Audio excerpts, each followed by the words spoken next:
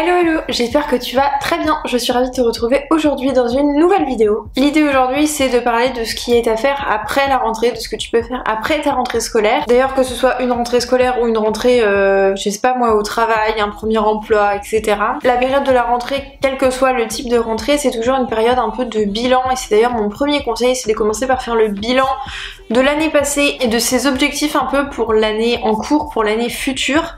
C'est aussi le moment de faire appel à ses sentiments propres, à son feeling en fait, sur son ressenti sur le début d'année qui se passe. Si tu as déjà fait ta rentrée, ta pré-rentrée scolaire, tes premiers cours, etc., tu es à même de décider si ça te plaît, si ça t'intéresse, si tu t'y sens bien, si tu t'y sens pas bien au contraire. Dans le sens où un choix n'est jamais totalement décisif et même si tu as choisi une formation, que tu es inscrit, que tu as commencé les cours, il est encore temps de changer et c'est vraiment important de savoir que t'es pas obligé de te farcir l'année entière si vraiment tu sens que ce n'est pas ta place, que tu t'y sens pas à l'aise, que finalement les cours c'est pas tout à fait ce à quoi tu pensais, que ça t'intéresse pas énormément, que tu préférerais faire autre chose. On est à peine au début octobre donc vraiment c'est le moment en fait de changer sans perdre l'année ou en tout cas sans décaler ta rentrée. Il y a plein de possibilités, je te mettrai les liens en barre d'infos, il y a plein de possibilités de réorientation, de changer de filière à l'intérieur d'une université, etc. Et c'est hyper important de prendre ce genre de décision à ce moment-là de l'année parce que je pense que ça impacte moins aussi mentalement, psychiquement, que de se dire voilà j'ai fait une année qui ne me sert pas, qui ne m'intéresse pas et je dois refaire une année après, alors que là en réalité si tu t'en rends compte assez tôt que le feeling est très présent, que tu as un mauvais feeling en fait avec les études que tu fais, ce qui peut totalement arriver, et ben dans ce cas là c'est vraiment le moment d'agir et de se prendre en main et de se dire ok donc ça me plaît pas, qu'est-ce que je peux faire à la place. Il y a plein de sites qui peuvent t'aider à trouver tes formations, ne serait-ce que Parcoursup qui permet d'avoir une idée assez large de ce qu'on peut faire. Et après dans le privé il y a aussi pas mal d'écoles donc pour le coup payantes mais qui proposent en fait des rentrées décalées à janvier par exemple, donc éventuellement ça peut aussi être quelque chose qui peut t'intéresser. Cette espèce de premier bilan de sensations, on fait attention à ce que l'on ressent, on ne se force pas à rester dans une formation qui ne nous intéresse pas, dans laquelle on ne se voit pas, on ne se projette pas tout simplement, parce que si tu fais ce que t'aimes pas, tu vas forcément être moins intéressé et au final tu vas perdre du temps, même si les apprentissages ne sont jamais perdus, mais c'est beaucoup moins intéressant pour toi, on va pas se le cacher, et si t'avais pu faire autre chose qui t'aurait plus plu, ça aurait été mieux. Deuxième chose aussi à faire après la rentrée, c'est en fait commencer à trouver son rythme. Les premières semaines à la rentrée c'est généralement le moment où tu vas un peu sortir dans tous les sens, sortir dans tous les sens, dans le sens aller à des soirées et tout, mais aussi sortir de ton espèce de cadre habituel parce que nouveau rythme, c'est-à-dire peut-être nouveau lieu, nouvelle compagnie, tu t'es fait des nouveaux amis, t'es en coloc avec des gens que tu connaissais pas forcément, c'est plein de nouvelles choses. Ton emploi du temps peut être très différent aussi, des fois il peut ne pas se fixer avant quelques semaines parce qu'il y a des changements de salle, d'emploi du temps, de prof, etc. Et puis évidemment voilà, c'est le moment où t'as envie de sortir, les jours sont encore beaux, les jours sont encore long, donc voilà, il y a des opportunités de profiter un petit peu de la vie extérieure. Ton emploi du temps fait que généralement pendant les premières semaines c'est un peu plus light que ce que ça sera après parce que t'as pas forcément tous tes cours. Je sais qu'à la fac pendant les 2 voire 3 premières semaines, non peut-être que 2 semaines, on n'avait pas les TP, donc les TP c'était moi en licence LES c'était les cours de langue en petits groupes, donc les cours d'oraux notamment où on faisait la pratique orale en fait ça s'appelait, on parlait avec un natif et ces cours là on les avait pas pendant les 2 premières semaines, on les avait qu'après. Donc voilà, notre emploi du temps était beaucoup plus réduit et ça fait que t'as plus de temps pour faire autre chose forcément, et ça peut être assez compliqué de trouver un rythme qui va te convenir pour le reste de l'année. Évidemment il peut changer selon le semestre parce que l'emploi du temps change en fonction du semestre, mais il peut aussi changer en fonction de ton ressenti à toi. On n'a pas tous le même rapport au temps que l'on passe à être occupé et le temps personnel qu'on veut passer avec soi-même. Donc voilà, il faut essayer de trouver un rythme dans lequel on se sent bien et ne pas non plus toujours être en dehors de chez soi et donc ne pas travailler, parce que autant un rythme où tu sors beaucoup ça peut passer sur les premières semaines parce que tant que t'as pas encore beaucoup de travail, que ce soit de révision ou de travail personnel, de recherche à faire, d'exercices à remplir, etc. Ce rythme là où tu sors beaucoup, tu n'es pas beaucoup chez toi peut tout à fait convenir. Mais par contre, à partir du moment où tu vas avoir des échéances, où tu vas avoir des dossiers à préparer, des exposés à présenter, potentiellement des exercices au fur et à mesure, etc., ça va être beaucoup plus compliqué de tenir un rythme de vie sociale vraiment important et d'avoir le temps pour travailler. Donc voilà, c'est mon deuxième conseil. Après la rentrée, se poser tranquillement pour essayer d'évaluer un planning de la semaine qui te correspond, c'est-à-dire qui fait, si tu as envie, appel à de l'extérieur, donc laisser du temps dans ton emploi du temps pour aller voir des amis, pour aller à des soirées, pour faire visiter des expos, pour être en société, on va dire, et aussi appliquer à ce planning des créneaux de révision, de travail, de méthodologie, etc. parce que ça reste l'objectif premier en fait, ça reste les études, et donc les études passent avant les sorties, même si elles ne passent pas avant la santé mentale et le besoin de sociabilisation, etc. Mais il faut essayer de trouver un espèce d'entre-deux qui fait qu'il y a des soirs où tu vas pouvoir sortir et il y a des soirs où tu vas travailler. Après la rentrée, et c'est mon troisième conseil, c'est aussi le moment où tu vas pouvoir faire les derniers achats qui manquaient pour ta rentrée. Quand on est en études sup, généralement, quasiment dans tous les cas je pense, on n'a plus de liste de fournitures scolaires. Donc ça veut dire que voilà, on doit se débrouiller avec ce que nous disent les profs, ce que recommandent les profs, ce que nous on préfère utiliser, etc. C'est beaucoup plus dans l'autonomie. Si tu vois qu'il y a un cours que tu préfères prendre à l'ordinateur, et ben dans ce cas tu le prends à l'ordinateur. Si tu préfères prendre tes cours à la main parce que la méthode te convient mieux, parce que tu arrives à écrire vite, parce que tu t'y repères plus facilement, dans ce cas là tu peux écrire à la main. Quoi qu'il en soit, il y a forcément des choses dont tu vas avoir besoin pour cette rentrée.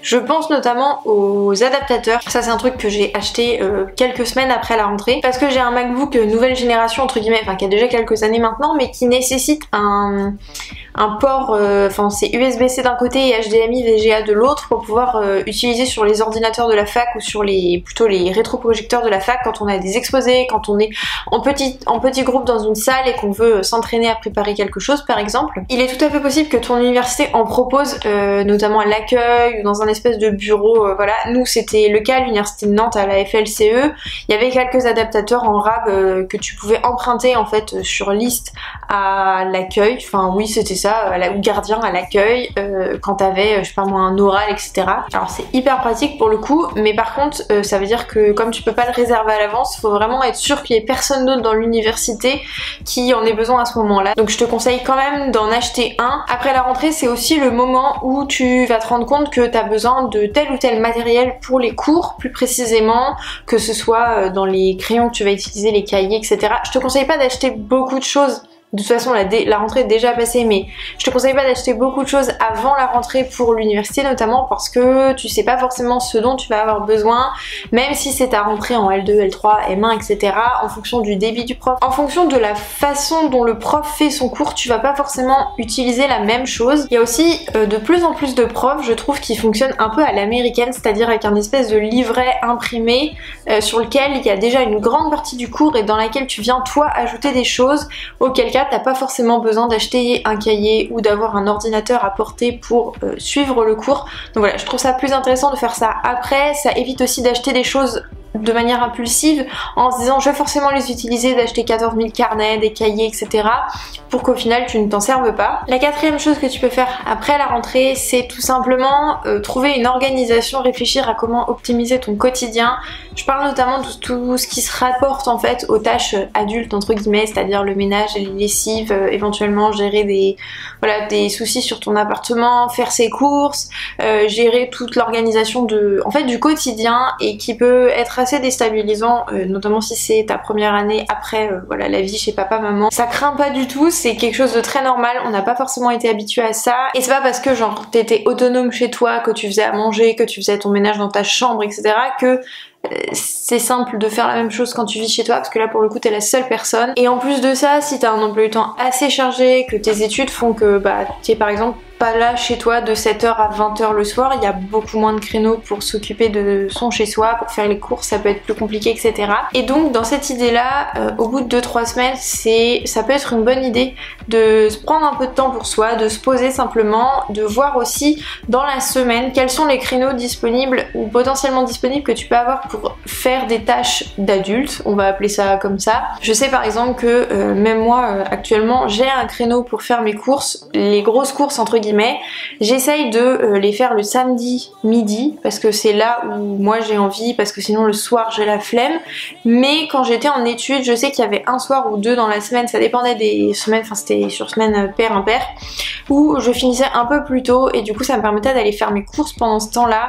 Ça m'évitait d'y aller à 19 h quand il y a absolument tout le monde, que le magasin est prêt à fermer et qu'il y a tout le monde qui fait la queue. Je déteste quand il y a plein de monde, donc je préférais y aller à des moments où il y avait moins de monde. Évidemment, si comme moi tu restes le week-end etc, tu peux aller faire tes courses le samedi ou même le dimanche si t'habites dans une grande ville et que les magasins sont ouverts.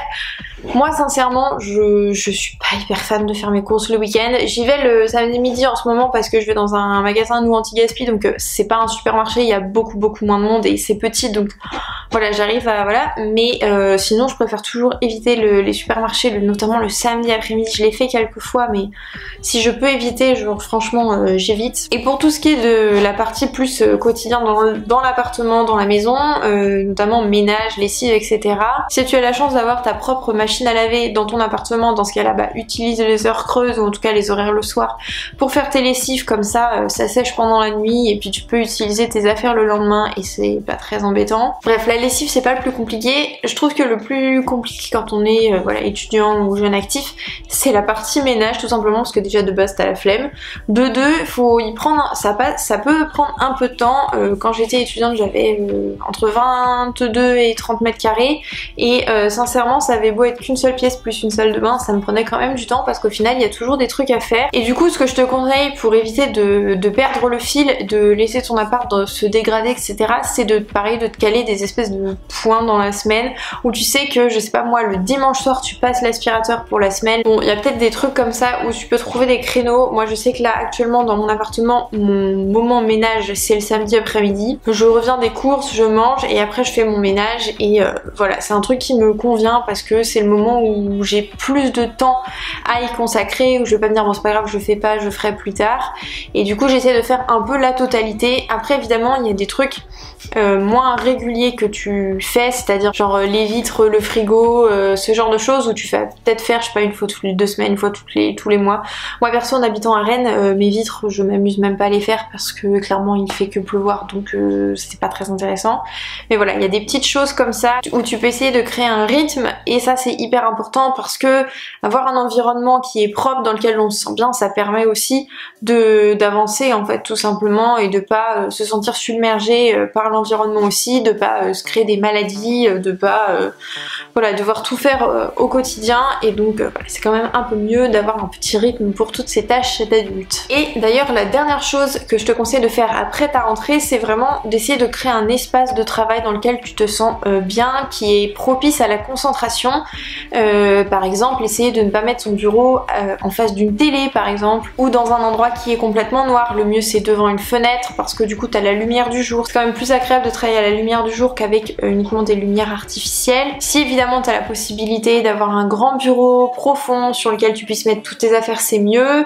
D'essayer de trouver aussi des armoires ou des étagères ou des petits meubles etc pour ranger toutes tes affaires, qu'elles ne prennent pas la poussière sur ton bureau. Un petit meuble à tiroir comme dans les bureaux d'entreprise, ça peut être très pratique. Et en fait c'est important d'avoir un espace de travail dans lequel on se sent bien, qui te donne le soir quand tu rentres chez toi envie de travailler à ton bureau, de pas forcément t'installer dans le canapé, dans ton lit etc, chose que j'ai fait évidemment aussi et que je fais de temps en temps encore. Mais c'est vraiment cool d'avoir un espace de travail où tu sais que tu vas te sentir bien, avec une bonne source de lumière, avec peut-être un espèce de tapis pour ton poignet, avec tes outils à disposition, donc crayons, trousses, des marqueurs, des post-it, des fiches de révision, tes classeurs, tes cahiers et puis évidemment tous les cours qui te servent en fait à étudier. Avoir tout ça à disposition, ça te met dans un bon mood pour travailler, ça te permet de rester concentré au travail et voilà, ça te permet d'avancer dans ton année en fait tout simplement, plutôt que de travailler dans ton lit, dans ton canapé. Ça va te donner mal au dos, tu vas pas pouvoir faire exactement la même chose, tu vas peut-être être plus facilement déconcentré, avec plus facilement envie d'arrêter